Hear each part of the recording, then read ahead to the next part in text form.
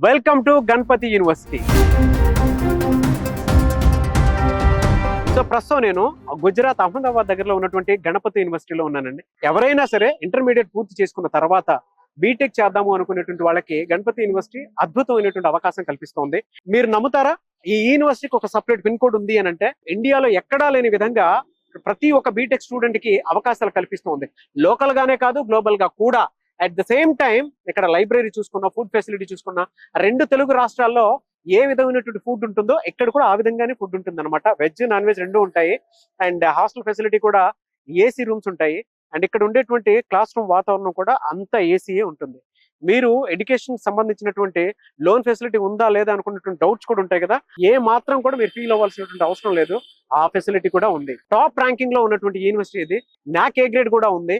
లోపల ఏ విధంగా ఉందో నేను మీకు ఒక్కసారి చూపిస్తాను.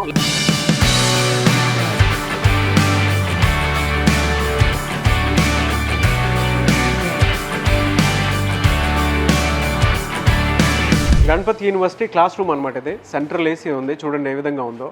సో జనరల్గా ఇక్కడికి వచ్చేటువంటి స్టూడెంట్స్ వాళ్ళకు ఒక మంచి అవకాశం ఏదైనా ఉంది అని అంటే ఐఐటి ప్రొఫెసర్స్ వస్తారు ఇక్కడ. వాళ్ళు కూడా పిహెచ్డీ కంప్లీట్ చేసినటువంటి వాళ్ళే ఇక్కడికి వచ్చి టీచ్ చేస్తూ ఉంటారనమాట. అకాడమీ పరంగా మనం చూసుకుంటే టెక్నాలజీ మీరు ఏదైనా చదవండి, ఏఐ నుంచి సైబర్ సెక్యూరిటీకి వెళ్ళాలి అనుకున్నా కూడా కొంచెం మైనర్ స్పెషలైజేషన్ కోసం అటువంటి సర్టిఫికేషన్ కూడా మీరు చేసుకోవడానికి వీలు ఉండేలాగా ఉందన్నమాట. సో క్లాస్ రూమ్ చూస్తే చాలా విశాలంగా కనిపిస్తుంది. గణపతి యూనివర్సిటీలో ఐబిఎం ల్యాబ్, ఎలాంటి ల్యాబ్స్ 12 ఉన్నాయి. సో ఇక్కడ స్టూడెంట్స్ ఎవరైతే చదువుతూ ఉంటారో వాళ్ళు ఫైనల్ ఇయర్ చదువుతున్నప్పుడే మీకు ఇంటర్న్షిప్ ప్రోగ్రామ్ ఒకటి కండక్ట్ చేసి అందులో 20,000 వరకు సంపాదించుకున్నటువంటి అవకాశాన్ని కూడా కల్పిస్తున్నారు.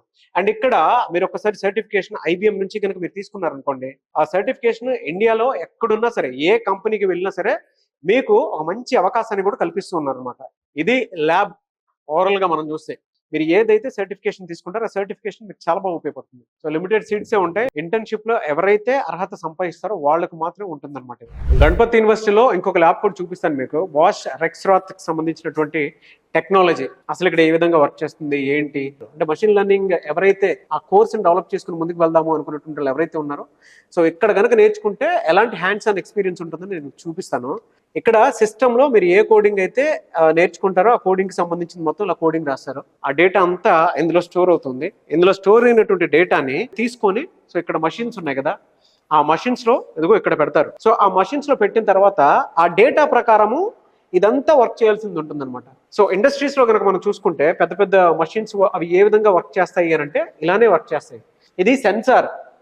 ఇక్కడ లైట్ కనిపిస్తుంది కదా మీకు, చూడండి ఒక సౌండ్ వచ్చింది. నేను ఇలా చేయి పెట్టగానే అక్కడి నుంచి సౌండ్ వచ్చింది. సెన్సార్స్ ఆ విధంగా పనిచేస్తాయి. డేటాని ఆ విధంగా మషిన్ లెర్నింగ్ కోసం ఉపయోగించుకోవడానికి అవకాశం ఉండేలాగా హ్యాండ్స్ ఆన్ ఎక్స్పీరియన్స్ ఇదిగో ఇలా చూపిస్తారు మీకు.